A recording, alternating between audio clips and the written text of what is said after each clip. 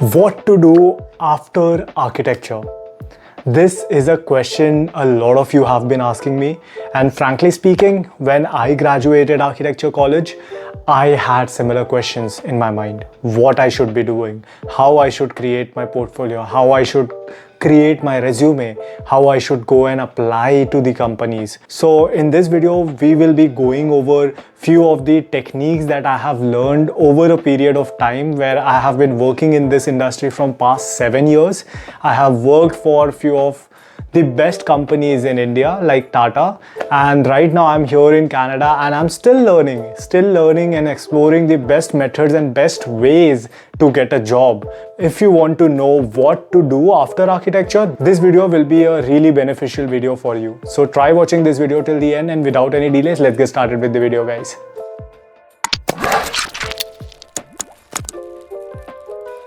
So guys, as soon as you graduate, and all of you might be knowing, you have to prepare your resume and your portfolio. So there are two kinds of portfolios and two kinds of resumes as well, but here we are going for the perspective of getting a job.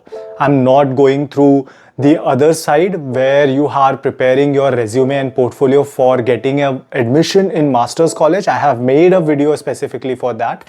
So in resumes, most of the big companies and big architecture firms out there, they use ATS. ATS means application tracking system. Here your resume goes through a system which actually segregates your resume and discard all the resumes that don't have that keyword.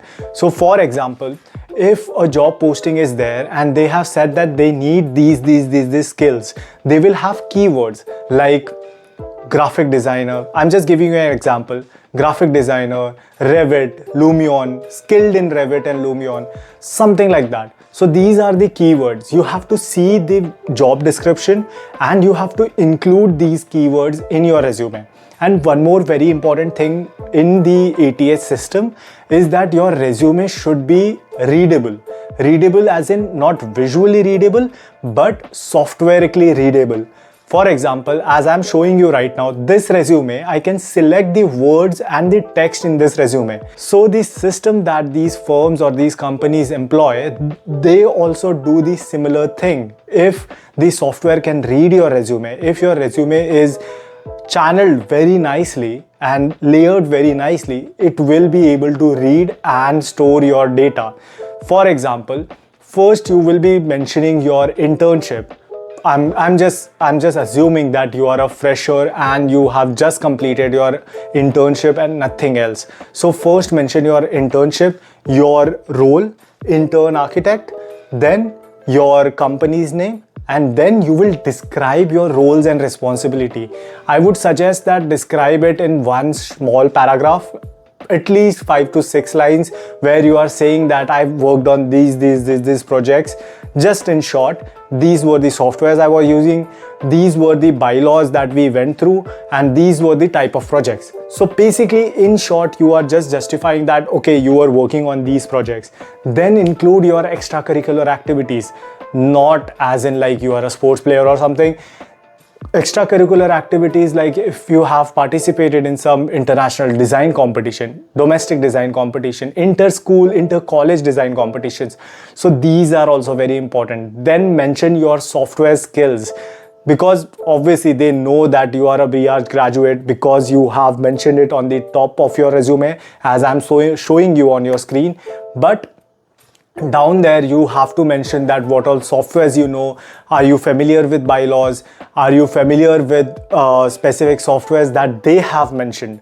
You have to look at the job description and you have to mention the softwares that they have asked in the requirement section.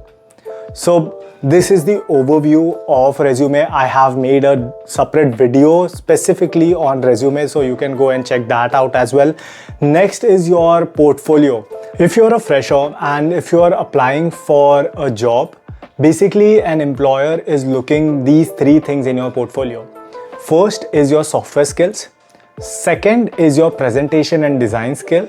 Third is your skill in the local bylaws and your working drawings, that you understand the details and the construction of a building. So first let's talk about how you can show your software skills. For software skills, I always recommend, and I also use this personally, is using very high quality renders, very high quality sections, very high quality site analysis and site planning representations. There are a lot of resources online, as I'm showing you right now. There are a lot of resources. You can go and check out which type of sections are going on right now and trending right now. You can use these kind of representation skills. Don't make it overcrowded. Don't make your portfolio overcrowded. I know you have worked on your final year thesis. You have done a lot of research. Don't go into hyper depth of your research work. Show them what you have made, what you have designed, what is your principle. Write short passages that, okay, this means this, and I have used this principle behind designing this, and this is how it will help the residents or the user of that design in this way. So I'm just giving you an overview. So you have to do that. So the best method to label your plans is to do numbering. So just number your plan and give a list that what that number stands for. This is the best way. I have used it in my plan, and a lot of people have been using this similar thing. If you go online, you will just see portfolios that are full of these kind of representations. Now coming to the third point, where you have to show your technical skills.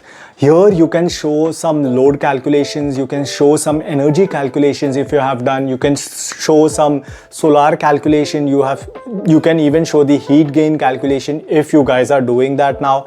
So these kind of things will give them an idea that you understand the technicalities. Then there are few more things that you can show, such as your fire exits, the fire norms, the sprinkler system, the ramp work, and all of these things. How you have accommodated handicap parking, handicap spaces, toilets, and all of these things. But again, don't make it too crowded and too obvious that you are highlighting this too much. Just integrate it in such a way that it is there. They can see that you have considered the bylaws. You are not just making something out of thin air and that cannot be ever built. So put some logic in your design, put some justification in your design. Don't make designs that they will think that, okay, it is coming out of space. So these are few of the things that you have to keep in mind, and I think so you will be good to go. Few other things that you can do is start participating in competitions. You can go for international competition, domestic competition, or even college level competitions. Even after your graduation, you can do that. So just try to compete. Even if you don't win, you will have something materialistic in your portfolio as well, and you can mention that you have participated in these kind of competitions. A lot of firms, a lot of big firms, giant firms, they do participate in these kind of competition. And guys, if you get into these firms and they know that you were competing in all of these competitions, they can give you an opportunity to work in these teams. You can be doing real design work in your first year of your experience. So that's a really good exposure to have. And I would say start making your LinkedIn profile.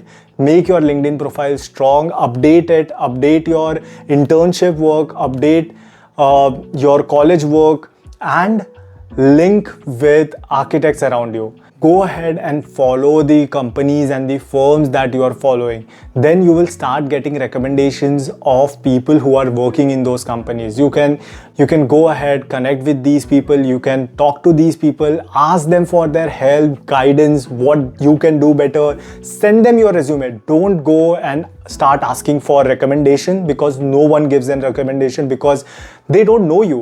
Why will they recommend you? So don't expect that from people. Just connect with them, send them your resume, ask them, can you please review my resume or my portfolio, and can you give me some tips? What can I improve? So this is how you make a connection with people. Don't waste too much time on Instagram. Don't waste too much time on YouTube and other bullshit. But I would say, like, YouTube is not bullshit. You can go on YouTube and see channels like Show It Better. They are really amazing when it comes to graphic design work and portfolio design. They have an entire series on portfolio design. I recommend all the architecture students who are watching this go and see that channel. I'm not here to compete with anyone. I'm just here to help you all. Don't copy anyone's design. Don't fake on your resume. Don't do anything scammy. Because guys, world is very small. If you spoil your name in the beginning, you will be ruining your name all over. So keep this thing in mind, and I wish you all the best for your further journey. If you need any kind of help or you have any questions, please go ahead and mention it in the comment section. And guys, if you like this video, please go ahead, hit a like and subscribe to my channel. Take care. I'll see you soon. Bye bye.